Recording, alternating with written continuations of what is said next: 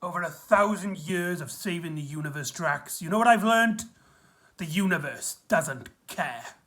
Hello and welcome back to the Doctor Who Marathon. I'm your host, McEdam, and today we're going to be talking about the 2012 Christmas special, The Snowmen, written by Stephen Moffat and is directed by Saul Metzstein. We'll also slightly be tackling the two shorts, The Great Detective, written by Stephen Moffat and directed by Saul Metzstein again, and also Vastra's Investigations, which is written by Stephen Moffat but doesn't have a credited director.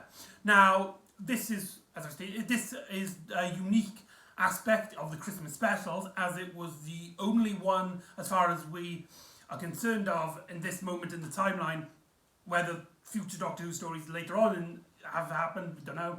But in terms of now, this is the only Christmas special that aired in between one of the series, as this took place between part 1 of Series 7 and part 2 of Series 7, because they aired on different years. So it bridges the gap between them, and it also reintroduces Jenna Louise Coleman, this time now playing a prominent character, Clara Oswin,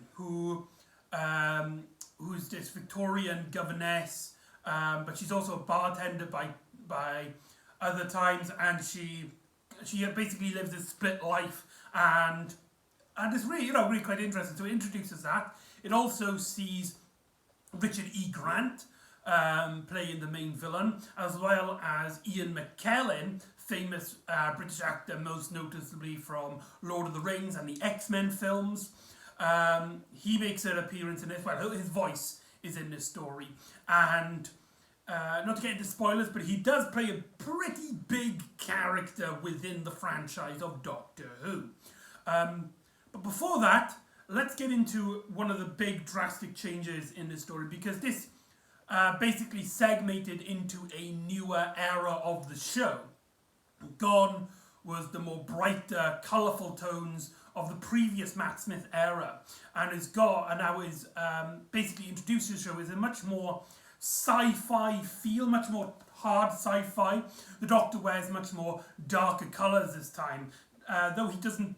This costume he only wears for the two Christmas specials, the Snowmen and Time of the Doctor, which I personally really love, and it's actually one of my favourite 11 Doctor costumes. It's like a dark purpley colour. It looks more brighter in promotional images, and he also has this hat which reminds me of the second Doctor's hat, but most noticeably to everybody, I think, it was the new title sequences. Now, when this title sequence was introduced to the series, it was actually heavily panned, specifically from people who are experts and who have a vast interest in visual design and visual arts.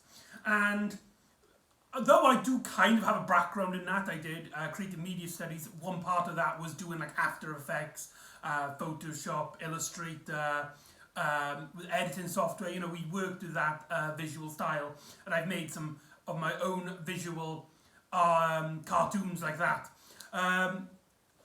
Maybe it's because I'm not that into the visual arts as the people who do criticise his intro, but in my opinion, it is actually one of the best intro sequences, and it's actually up there in my favourite title sequences of all time. It was only used for Series 7, upgrade to Snowman, all the way to Matt Smith's finale story, The Time of the Doctor. However, I believe, going by the way the new series is set, with the new TARDIS design as well, which we will get onto, I would presume that the idea was for this title sequence to continue on with Peter Capaldi. However, because the intro sequence was critically panned, they introduced a new title sequence for Peter Capaldi. That's a guess. I don't actually know, but it is very strange how we only got a new title sequence for an entire year, and that's it. It didn't leave the year. But yeah, it's got this vibrant red colour to it. You see this it's very strange, almost atmospheric in style of what it's visually showing, of this kind of galaxy with these really strange effects, which makes it a much more kin to the 60s and the early 70s title designs, when it's a lot more abstract than just the normal plain vortex, which is something I personally really enjoyed. You could also make out Matt Smith's face, being the first time the intro introduced the Doctor's face into the title sequence since the 7th Doctor's intro, which was introduced, I want to say 1988? No, sorry, 1987 when it was introduced. So, yeah. Personally, I really enjoyed it. I know that's a huge controversy. I also really enjoyed the theme song as well. It's got a kind of beat to it. I personally just really enjoy it. So yeah. Now, before we get into the stories, the general opinion on the Snowman is that it was one of the better Christmas specials of the Stephen Moffat era. Not good. I'm going to make that clear, because I don't think any, apart from the regeneration stories, none of the Christmas specials have ever been really popular. But this is considered by many as one of the better ones, and compared it to the last two Christmas specials, yes, it is better than those. But before we get into the actual stories themselves, as I always do when I have a physical copy, it's been a while since I've had a physical copy of a story. I think this is the first time since Time and the Angels where I've had a physical copy. This is the official DVD cover that came with Series 7 Part 2A. The spine there. You got Matt Smith and Jenna Louise Coleman on the staircase to the TARDIS, even though it's not like that. But, you know. And then you got the back, which also has the Bells of St. John and the Rings of Akaten. And like always, I've printed out my own classic DVD cover, because I'm a colossal nerd. So, as you know the rules, if you haven't watched these already, let's go. 1, 2, 3. There you go. So this is what it looks like on my cover, on my shelf. This is by Christopher Lotus. I just typed in Doctor Who DVD covers. He was one of the first sites to come up. Very great visual digital artist. You've got the Ice Lady, the Snowmen, you've got Matt Smith and all those characters. Really stunning artwork. I also like the circle motif in the background, which gives it a much more focused view. That's the spine, if anyone's interested, with Matt Smith's gorgeous face there. And this is the spine, which introduces all the special features and also says includes episodes Bells of St. John and Rings of Akaten. So there you go. So on to the stories at hand. The first one we'll be talking about is The Great Detective, which was the 2012 comic relief special. Was it Children in Need? I can't remember. It was one of those two. That's really bad of me. But basically, no, it was Children in Need. It was the Children in Need special. I do apologise. We get this great narration by Mark Gatiss that gives us this Victorian value kind of aesthetic. And we essentially learn that in Victorian London, there are 3 very famous investigators known as the Paternoster Gang, which is Jenny, Vastra and Strax, characters that were introduced in last season's A Good Man Go to War, and they became hugely popular, and so Stephen Moffat wrote them back for the series, and they become a prominent role in the story at hand. And The Great Detective, there's not much to it. They basically we basically learn, actually we learn quite a lot. We learn that the Doctor at this point has fallen into some sort of depression after the loss of the ponds, and he doesn't really engage in adventures anymore. He still has these friends that he talks to and he basically keeps him sane. However, he doesn't go out saving the universe anymore. He basically mopes around in his TARDIS, and his Paternoster Gang basically trying to encourage him to get into investigations, with Drax, played by Dan Starkey, making up some ridiculous quotum state and stuff like he's declared war on the moon. It'll be a great tactical advantage because nobody would expect it, and you gotta get the moon before the moon nights or something like that. This prequel I actually really enjoyed very well. It actually sets up the story really well, and if you're not too knowledgeable on the characters of the Patronotrogan, this is actually a really great introduction to them, and also helps to establish the more grumpy personality of the Doctor within the actual story, the Snowmen itself. So this is actually, I would consider, necessary watching. It does actually feel like the prequel, part 1 to the part 2 of the Snowmen. So I would actually say, go watch The Great Detective. As for Vastra's investigation, it's really strange. It's basically just a scene of Vastra and Jenny talking to an investigator, Gregson, who would later appear in the series himself in the story Deep Breath, if I remember my facts correctly. And basically it's his introduction to the series. He's basically the Lestrade to Vastra's Sherlock Holmes. And they basically are wrapping up this investigation, and Vastra basically explains about her skin condition, that she's a Silurian from the dawn of time that went into hibernation and was woken up by the London Underground, and Jenny is not her accomplice, it's her actual wife, and that Strax is a Sontaran soldier from a intergalactic war. Again, it's great. It seems great setup. However, when you have The Great Detective, this short feels very obsolete, and it's nothing. There's nothing really to it. Essentially, it's just a little gag. Also, I forgot to mention The Great Detective is hilarious. By the way, Dan Starkey has some really great comedic timings in there, and it's also great to see Matt Smith in a darker persona. But Vastra's investigation, I'd say skip that one. It's not that particularly good. So let's get into the Snowmen itself.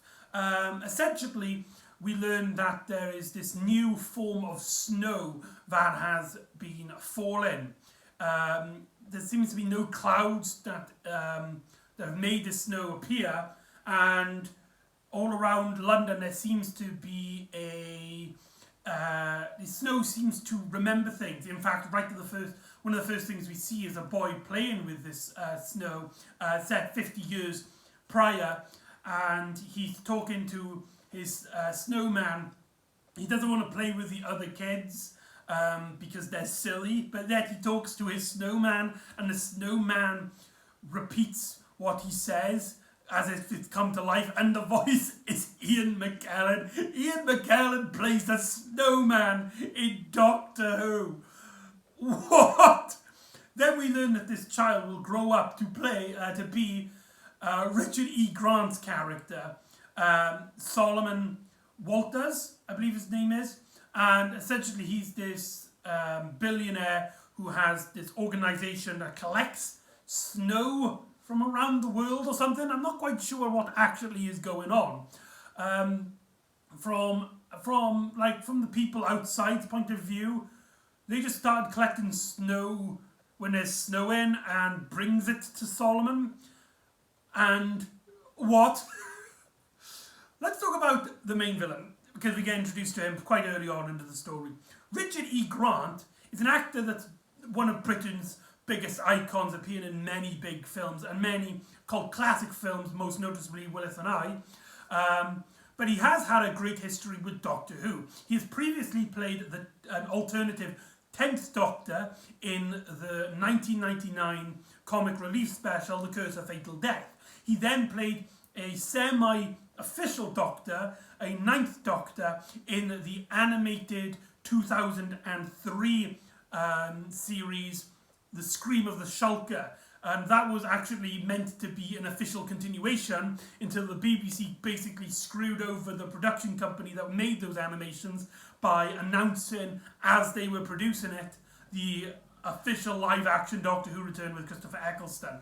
So Richard E. Grant has actually been the Doctor technically twice. And he has a very vast range in terms of his acting and his performance. He's, like I said, he's one of Britain's biggest icons. His voice is iconic, his appearance iconic. He doesn't have any big roles per se, but he always appears in these like really cult classic British films, and he always has like this kind of really posh, very not posh, but very upper class society. So it made absolute sense that you would make him play an upper class villain in Doctor Who. What the hell happened to his performance here? He pulls this one face at the start of the story, this kind of, I'm bored, I don't want to be here kind of face. And he has that face, mind you, he's a human character. He's not an alien, he's not an android, he is a human character. He pulls this face through the entire story. And not only that, some of the dialogue he's been given is absolutely horrible. What happened here? What happened here? How did they get such a terrible performance from Richard E. Grant? From an objective point of view, this is probably a terrible, terrible creative decision. But however, some moments give me the so bad it's good point of view. Every time he's on screen, I just burst out with laughter. Some of the stuff he says, some of the delivery that he does it's just so comically bad. It's just so horrible. One of the lines, which I'll state ready at the end of the story, I honest to God cannot watch that scene without bursting into laughter. And if you've seen this story, you probably have an inkling of what I'm on about. But after basically he proclaims that he's going to feed these people, only to reveal he's going to feed these people to the snow, with basically the hive mind voiced by Ian McEdam, his Snowman. Yes, the villains are snowmen. They're not inherently scary at all. But there's a big issue on that per se. But let's talk about one of the greater bits of this story, one of the greater bits of this narrative.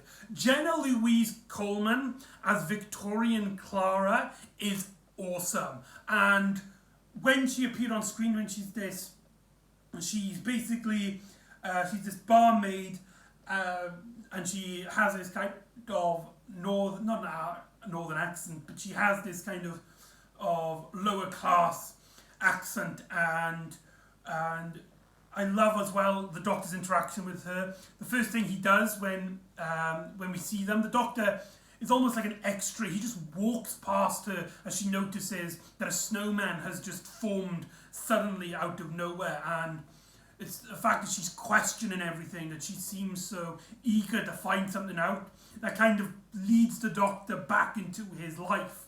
And easily one of the strongest moments, which actually makes the story a pretty great and engaging narrative, is this this dynamic between Clara and the 11th Doctor. The Victorian version of Clara is just so well realised, in my opinion. I really love this variation of the character. We later learn that she is also a governess. She puts on this funny accent, this British accent, and she pretends to be upper class, to be this sort of maid to these two kids, to this man who who has Richard E. Grant's character comes into his house at one scene, and that scene is just so hilarious. It's one of those scenes I can't stop laughing. Essentially, there's this upper class tycoon. I can't remember what he does, but essentially he owns this big fancy house, and we learn that his previous maid, the previous person who was looking after the kids, drowned in this lake and was frozen in the ice, and nobody could even retrieve her body until weeks, if not months later. And so because of the ice, the snow in this particular time is this space psychic snow. Yes, I actually said that. It memorized her pattern, her DNA. It's basically the perfect combination between ice and DNA and human DNA, if that makes any sense. But I love that scene where Simon Walters, he comes, he basically invites himself into his house, and he then, when the two men interact, he basically gives him his card, and it's just like, the house and the lake and everything around it is yours, but this lake, this particular lake, is mine, okay? So whatever's in it, don't touch it, it's mine. He doesn't say it like that. He gives this really, this stone-faced performance. And it's hilarious how kind of serious he's taken this. In a way, it is a bad performance, but in a way, it's like he's taken it way too seriously. He's given this really dramatic. He's got this dramatic voice, and he's put in his face as if like he's just constantly depressed. He's talking about bloody snowmen and ice, as if like everybody in this world has this huge philosophy on ice and snow. It's really funny. It's really hilarious, and that bit was unintentional. But the bits that are intentionally funny, for example, when the Doctor and Clara meet up with Strax, who the Doctor basically doesn't want Clara to remember about the snowmen and their encounter.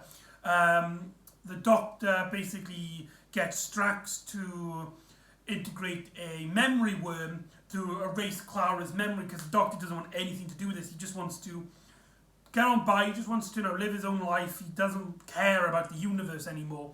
But you've got this interaction, this fun little scene, which actually kind of reminds me of like a classic comedy scene from like the 1930s, one of those big slapstick scenes.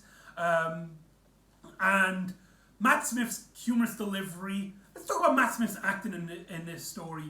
My God, he is the complete opposite of Richard E. Grant in his story. Matt Smith's acting is so nuanced. It's so perfected.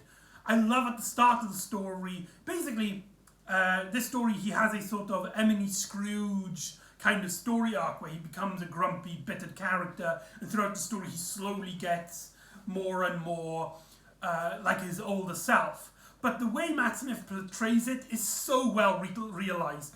The first time we see him, he's hunchbacked. He speaks really slowly. His words are a lot more careful. It's not like, he's dancing around and he's making all of these strange quotes like he used to do.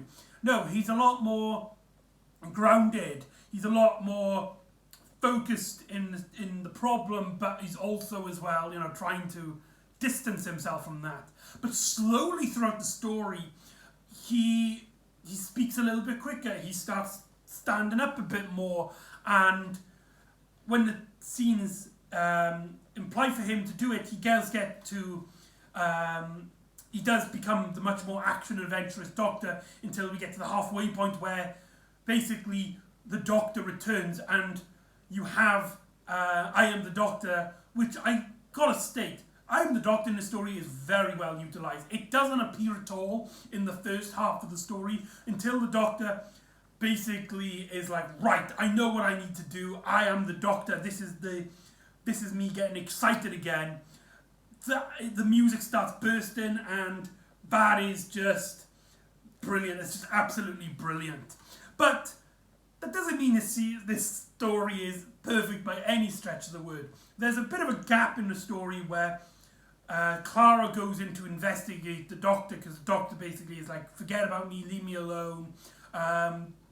She does follow him at one point to this garden where the Doctor mysteriously gets a ladder from out of thin air.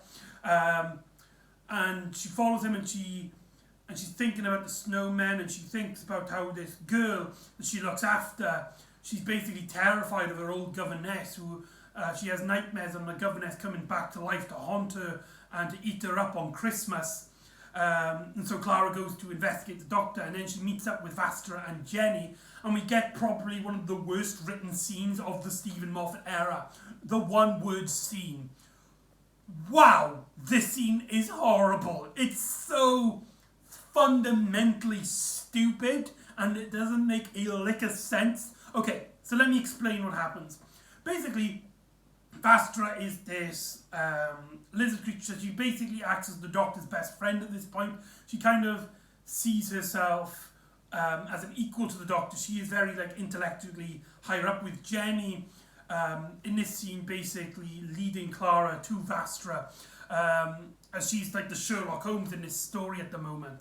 And basically Vastra basically comes up with this word game, which takes the urgency out of the story, but that's beside the point. Essentially, Clara can only answer Vastra's questions with one-word answers. So, that's just a really stupid scene, but there is actually an explanation into the story. As Vastra explains, the words can build up onto lies, and that kind of makes sense. Not really, but that does kind of work, you know. You could memorize stuff, you can phrase stuff, and you can add stuff together. I would argue you can still lie with one word. Is the sky green? Yes, that's a lie. It's one word answer. But anyway, okay, so that's kind of the setup of the story, and the scene basically leads up to this idea of Vastra giving his speech that the Doctor doesn't help people. He doesn't help people. Why would you even think that? The Doctor isn't this great, magnificent man. He's this person who's bitter and unhappy, and he just wants to get rid of everything, and that's a distraction to him. And Clara points out that Vastra's using a lot of words, so she claims, words, basically stating, that Vastra is lying at that point. But then she goes into a speech about why the Doctor's so great and how amazing he once was. A speech. So, from Clara's point of view, that was also a lie. Can you see the issue? However, and I can't believe I'm saying this, that's not even the worst part of this scene. Vastra comes up with essentially this massive concept. It's like, right, the Doctor, we need to get the Doctor to interact with this investigation again. So, here's your task. You've got to let the Doctor know of the dangers and the new potential catastrophes that this new threat can emerge. You need to be thorough, you need to be explicit, and you need to basically explain to the Doctor everything.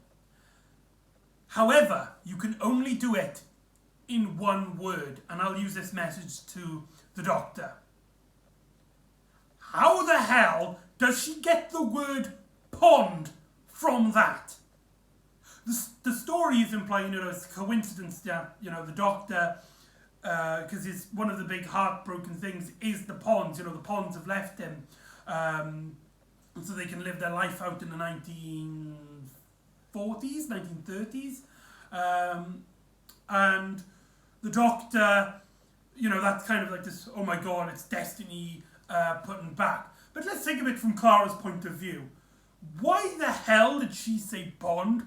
From all she knows, it's just a small part of what's happening. And she doesn't even have all the clues, all the connections yet. She just has pond, she says pond, and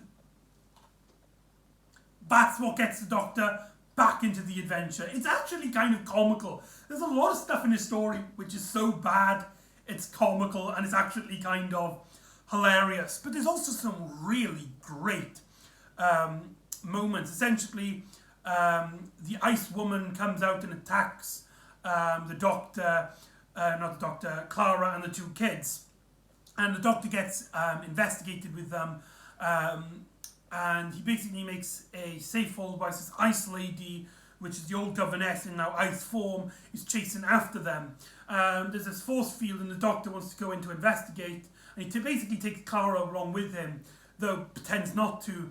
And they go upstairs, they go on the roof, and there's this really great scene where the Doctor takes his umbrella and he's like, maybe I didn't have a plan, maybe I'm an idiot. If I do have a plan, can you explain to me? He's basically doing a similar thing to the 7th Doctor in Ace, where he's actually trying to get her to prove herself. And I really love that dynamic here. I really love this whole, the Doctor basically now is trying to see what makes his companion so great, but also trying to push him to do better in a sense.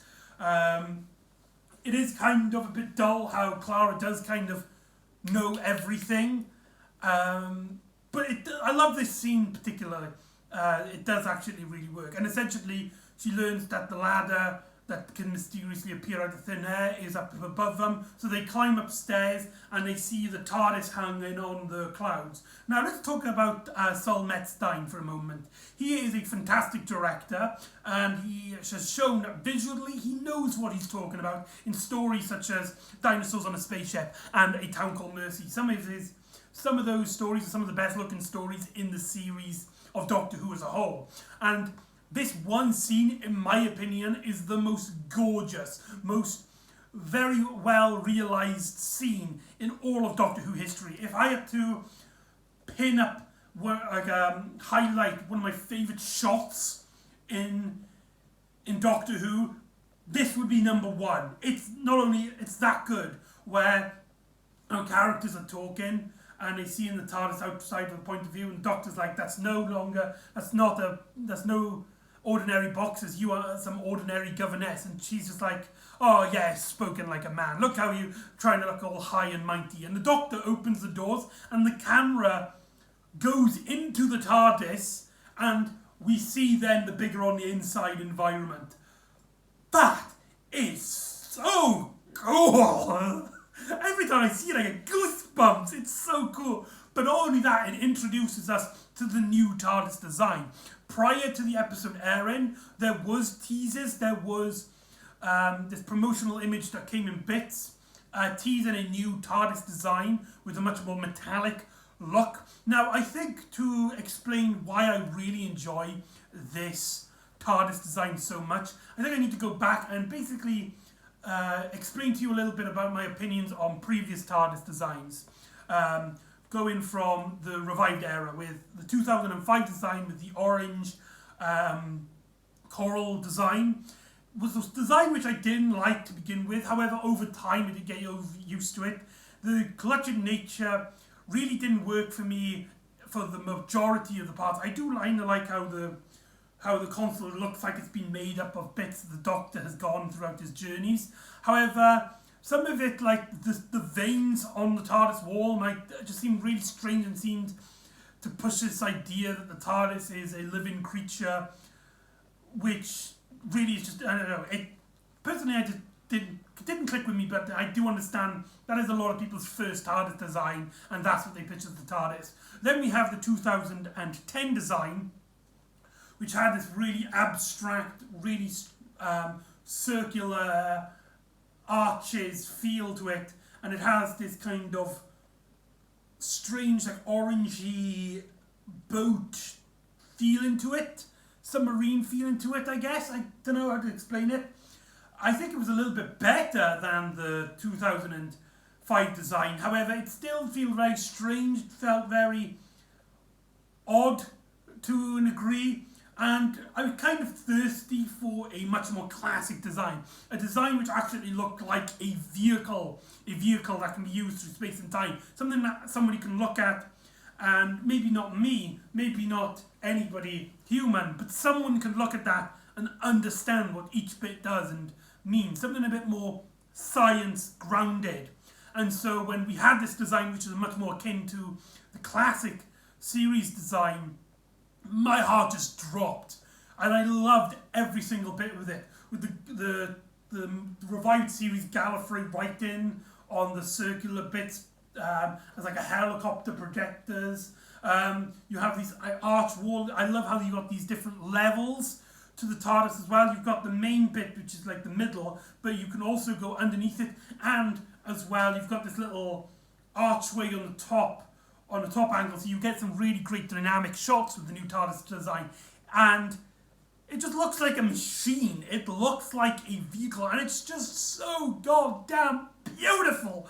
My God, it's just so well realised. I absolutely love it. And that shot, that introduction to it, is probably one of the founding factors on why this TARDIS design is my second favourite, just under the 1996 TV movie.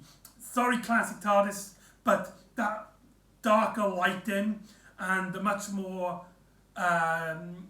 detail to it. I love as well. You got these small little book pads in it, bookshelves as well. That looks really gorgeous as well.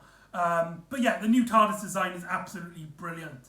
However, the scene inside the TARDIS is a bit strange. The Doctor gives Clara the TARDIS key, which is very odd because it has been established that the TARDIS key given to the companion is something that doesn't happen.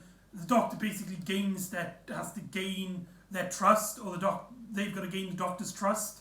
To give an example, the Ponds, I don't think, ever got the TARDIS key. Donna, Martha, Rose had their key 5 or 6 episodes in.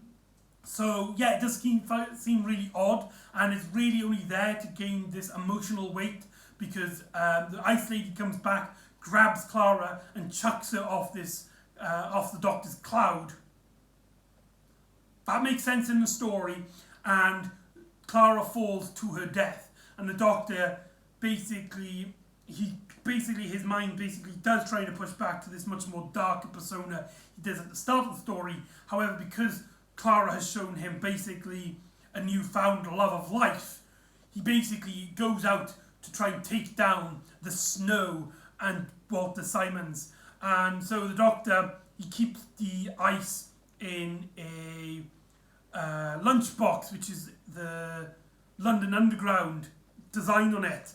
That does come kind of important later in terms of the canonicity of Doctor Who. And we have this confrontation where the Doctor basically interacts with Simon in his office, and essentially we learn that the Snow isn't technically real, it's just a psychic host, a psychic symbiote creature to Simon's. And we get this hilariously awful performance from Richard E. Grant. This is the bit I'm on about where I can't stop laughing.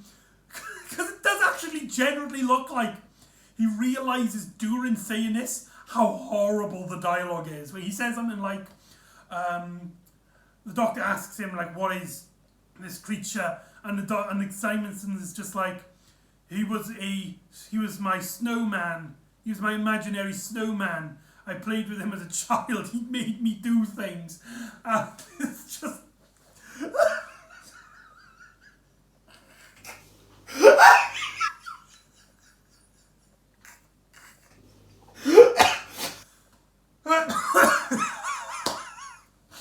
Oh, God, that hurts my sides. That is just, I'm sorry, but the way he says that, it's just highlights how awful this story is in its regard, and how they actually defeat the villain is twice as hilarious. We get this kind of lull moment where you think he's defeated, where basically the Doctor uses the worm that was introduced earlier on in the story to erase people's memory, to basically suck all Simon's memory so that he doesn't remember anything at all, killing the symbiotic relationship. However, it turns out that the creature, the Snow psychic entity, the disembodied voice of Ian McKellen, has now grown stronger and doesn't need Simonson anymore. In fact, he actually controls Simonson's at one point with his freezing body, and the makeup and Richard E. Grant's performance where he's doing this. Oh, I am the master, the puppet, I pull the strings, or something like that. Again, it's comically terrible. It's absolutely hilarious. And essentially, the villain has now gained Simonson's body and has this frozen ice power where he touches things and freezes them, and he basically grabs the Doctor, and essentially he is defeated, no word lie, out of great intelligence, no, out of clever planning, nope. He is defeated because during basically earlier on in the story they're attacked by snowmen, which, by the way, the snowmen have zero threat appeal. They do absolutely nothing but smile at everything and just move their heads. That's it. How is anyone supposed to be scared of them? It's just absolutely dull, but that's beside the point in this at the moment. The reason the villain is defeated is because the majority of these snow creatures appeared by the house that the Clara and the kids and at the Patronotragan are, and because Clara has passed away due to her injuries, or at least they've basically learned that there is no survival for her because of Strax's medical skills. She can be alive for a few seconds, but no more. She is dying, and everybody's crying on Christmas Day, and basically that turns all the snow into tears. That is how the villains are defeated. Because crying. Well done, Stephen Moffat. We get this really great scene then where the Doctor basically is holding her hand and he's like, he can't, what's he going to do now? He's going to go back to his adventures. And Clara, with her final words, say, "Run, you clever boy, and remember," something similar said to him by a previous character from another story from Series 7. And then we get a funeral scene for Clara, and the Doctor essentially learns her last name, her full name, Clara Oswin Oswald. She is the same girl that he helped during Asylum of the Daleks. She even says, "Run, you clever boy," as well. She also mentions souffles at one point in the story, which ties together the Asylum of the Daleks, because her character back then was really fussed on souffles. And basically the Doctor's just like, this is mad, it's impossible. The same woman in different timelines, dying, that's impossible. So the Doctor goes running out with this new thirst of energy, and it's like, I've got to save her. I've got to find Clara. And that's basically the end of the story. But before he basically realises, we also learn about something about the villains. As our characters, basically, they summarise everything about the villain. The Doctor states like, he'll be back. He's a disembodied voice, but he's not dead per se. And then Vastra and Jenny are like, what dangerous can be about a disembodied voice, or one that thinks that the London Underground is a strategic point of interest? And the Doctor looks at the card that Simeon gave to him earlier and realises that the organisation is called the Great Intelligence. That's right, the Great Intelligence, one of the biggest, most threatening villains of the 1960s, appearing in The Abominable Snowmen and The Web of Fear, probably some of the greatest Doctor Who stories of the Second Doctor era, which is a really high bar, is in this story, turns out, the origins of him turns out to be he's the imaginary snow friend brought to life by psychic snow of this kid that grows up to be a horribly performed Richard E. Grant character who is obsessed with this said imaginary snowman character.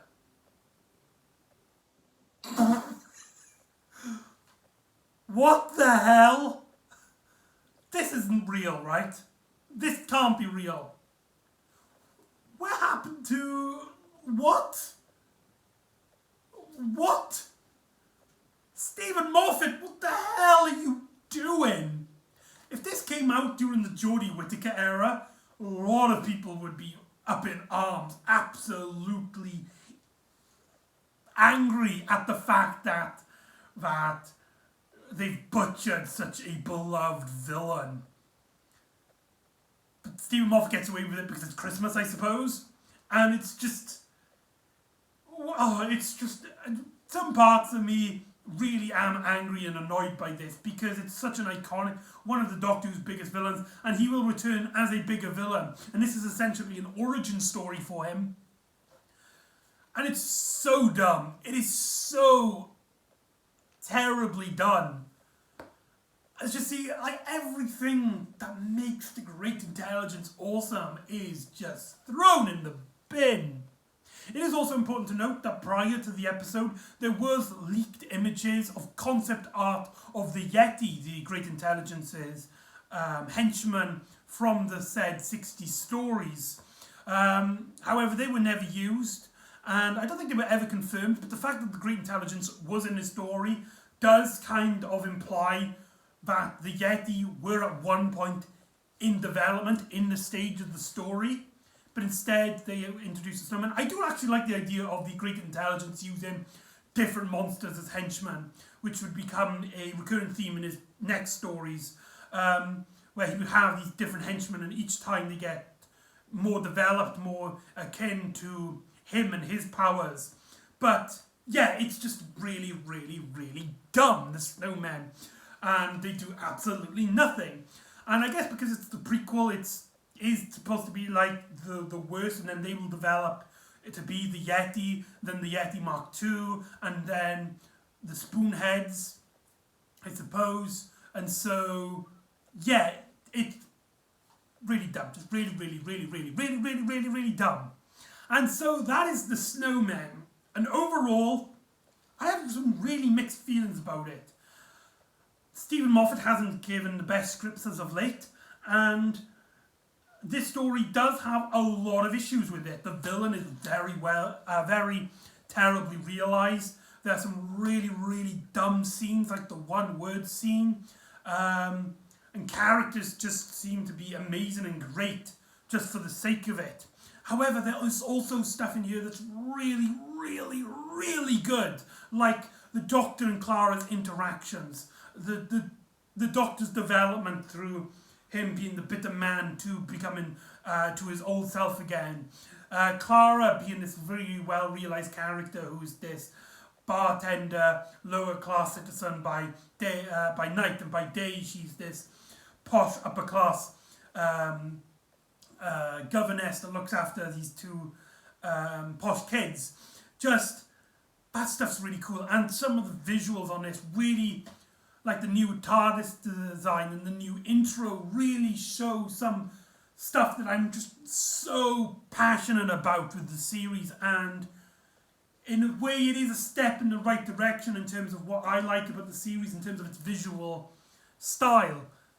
But there's just so much to hate about this. But I will say that the stuff I don't like in the story are so bad, it goes around the planet and becomes absolutely hilarious. So this story, I say, if you want to laugh, if you just want to just kick back, kick your feet up, you want some really cool scenes, you want some bits where you just burst out into laughter, I say this story is it all. It has bits that are funny unintentionally, it has bits that are funny that are intentionally.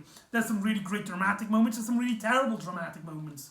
Just, I don't know, just judge for yourself. The Snowmen, as well as its prequel stories, The Great Detective and Vastra's Investigation. So that is the Snowmen. So join me next time, where the Clara of the modern day is having trouble with the internet, as the world seems to be being absorbed by a strange internet Wi-Fi code, and so Clara calls up a particular Time Lord to help with her broadband. So join me next time for The Bells of St. John, as well as its prequel, and we get introduced to the new companion, the modern day equivalent of Clara Oswin Oswald. And I'll see you next time on the Doctor Who Marathon. Ta-da!